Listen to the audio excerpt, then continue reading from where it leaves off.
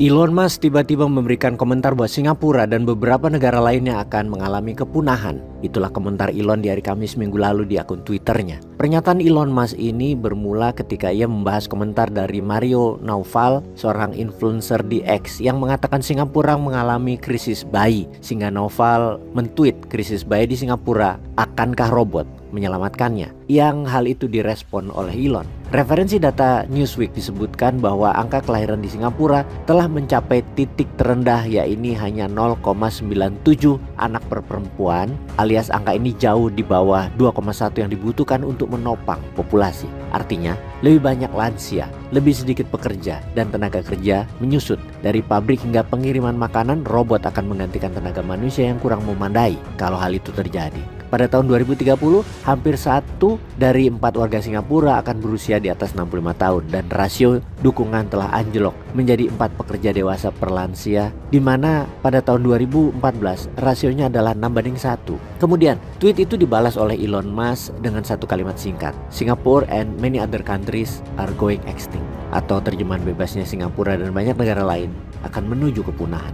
Ternyata bukan hanya Singapura seperti di komentar Elon. Korea Selatan bulan lalu, pemerintahnya juga merilis informasi yang menjadi headline di negara tersebut bahwa Korea Selatan akan menjadi negara punah di tahun 2100. Mengapa? Korea Selatan saat ini birth rate-nya adalah 0,72, terendah dalam sejarah Korea, di mana di tahun 2100 50% penduduk Korea Selatan akan berusia di atas 65 tahun. Hal ini juga karena imbas tingkat fertilitas yang menurun pada negara-negara tertentu. Kita ingatkan, angka 2,1 adalah angka yang dibutuhkan untuk menopang populasi. Maksudnya, satu ibu melahirkan 2,1 bayi, atau biar mudah memahami, 10 ibu melahirkan 21 bayi untuk mempertahankan angkatan kerja selalu tersedia orang usia muda agar pertumbuhan stabil di sebuah wilayah atau negara. Saat ini banyak negara yang kesuburan, angka melahirkannya drop di bawah 1. Dalam rata-rata dunia, orang yang berusia lanjut makin banyak, usia muda berkurang. Dunia rata-rata usianya menua. Salah satu penyebab berkurangnya reproduksi bayi karena mahalnya biaya kehidupan rumah tangga, terutama di negara maju.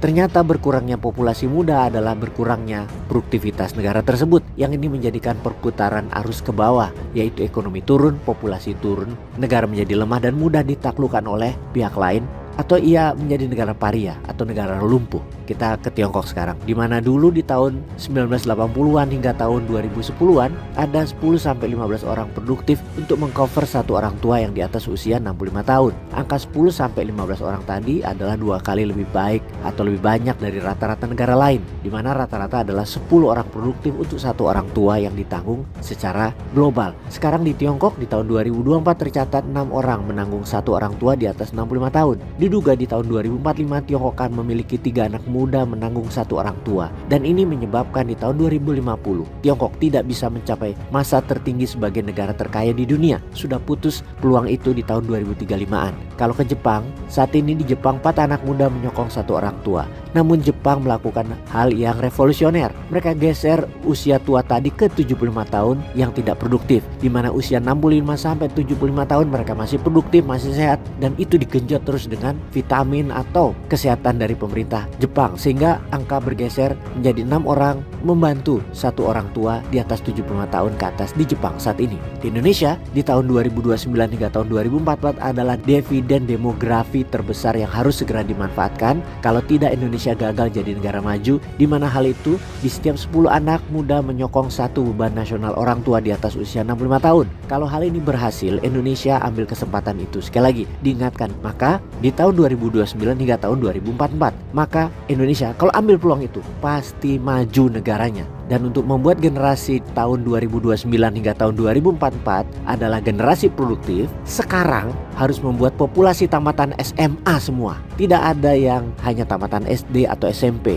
Harus 100% tamatan SMA yang 30%-nya melanjutkan ke perguruan tinggi S1 ke atas. Membuka lapangan kerja yang padat karya sebanyak-banyaknya dengan bidang sains, teknologi, hilirisasi high teknologi, biological science, bioteknologi, dan robotik. Diperkirakan baru tahun 2050-an, 5 anak muda Indonesia menyokong 1, sehingga tahun 2045 Indonesia bisa jadi negara maju dalam arti sebenarnya. Syaratnya tentu tadi, pemerintah harus membuat masyarakat pintar, rajin, kuat, tabah, semangat, dan pemerintah memberi ilmu serta kemudahan fasilitas serta pastinya kemudahan dana. Sayangnya dalam rezim kemarin, gagal total pemerintahnya membuat masyarakat pintar, malah sebaliknya dibodohi dan makin bodoh.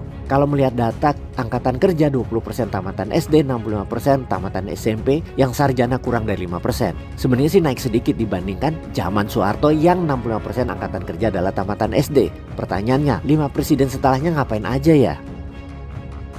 Peace.